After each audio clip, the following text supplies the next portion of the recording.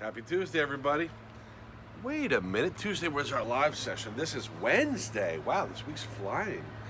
Um, Monday, we talked about exercises and how it's important. I gave you some examples. I started talking about an experiment that I'd like to do, an explore activity. I want to re explain that because we're going to be really doing that today on Tuesday, and we're going to be focusing on how to record some of this information. So let's go through some of the materials we're going to need, some of the processing skills, and then we'll talk about the steps that we're going to do to complete this experiment. And I just want everybody to remember that any form of exercise, uh, any form of activity can be an exercise. It could be, you want it to be fun and enjoyable, such as riding a bike, playing ball, or dancing, because these are things that you enjoy doing while you're getting that good exercise. Also, many things that you do play a very natural part in your day. I'm talking about folding laundry, walking the dog, walking to school, and even raking the leaves. So, an exercise is a series of movements, basically, to use to strengthen some part of your body. Um, and I want to talk about the do exercises, okay? So we talked a little bit about the jumping jacks yesterday. And how many jumping jacks can you do in 1 minute? I want you to make a prediction. All right, I want you to tell me how many jumping jacks you think you could do. Predict means you take everything you have, all the things you know about science, and you make some type of guess, right? You make some type of educated guess. When you get older, in the scientific method, there's a special word for this called the hypothesis. It's just an educated guess, using all the things you know about science. So I want you to guess how many jumping jacks you think you can do in 1 minute. You're going to need some type of stopwatch or a clock. And the smallest hand on the clock, sometimes the hour and the minute hand, or the things that turn on the clock, are black, and the red is a very thin that goes very fast. That's not going fast, it measures 1 minute. It's measuring seconds, and seconds happen faster than minutes and hours. So, what we're going to do is, we're going to predict. And then you're going to actually do the exercise. You're going to do jumping jacks for 1 minute. You're going to set the timer. When the minute's up, you stop. Okay? You want to have somebody else do the timer. You want to have somebody else watch the time, so you can just focus on doing as many jumping jacks as possible. So you're going to have your partner time you. And then how many jumping jacks did you do? You predicted maybe 20 or 30. But how many did you actually do? Well, you're going to collect and record that data. So you're going to write down the number you thought you could do, the prediction, collect the data that you actually did. Let's say you did 23. And then I want you to compare the prediction that you made with the results. Was it close? Was it way, way off? Was it not very close? Don't worry, there's no wrong answers.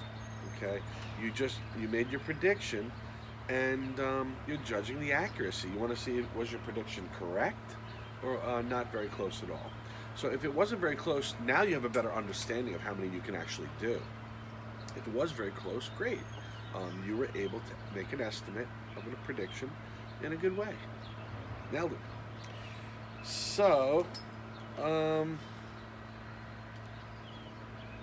I do want to ask you, before you do these jumping jacks, even though you've done it 1,000 times before in gym and in the classroom, I want you to begin, before you begin the activity, I want you to do some gentle stretches, such as reaching high in the air, pushing the walls out, okay?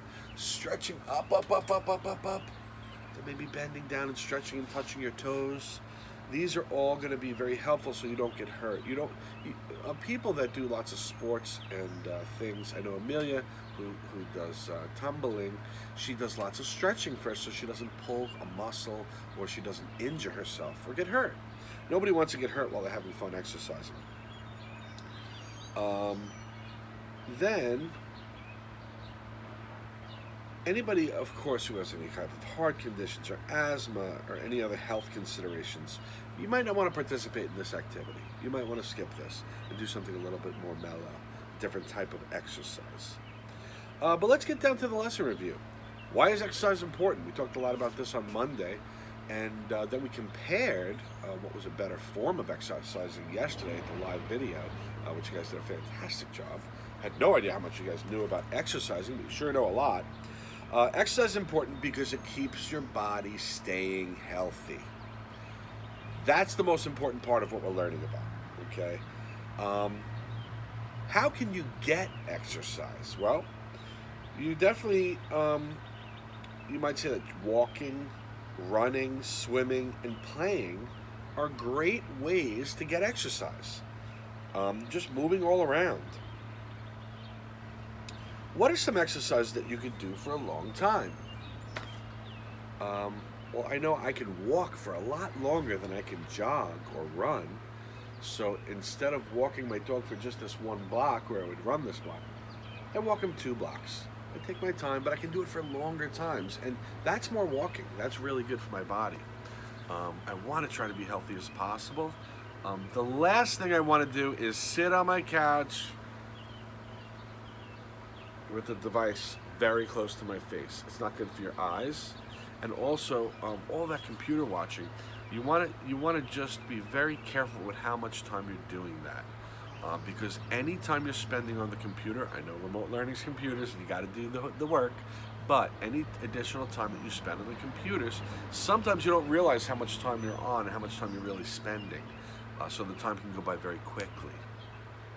I know that if it's being on a device is really the opposite of exercise. So don't forget about the exercise. And I must say, when I was in school, I have a watch that tells me how many times I step and when I'm walking or running or whatever.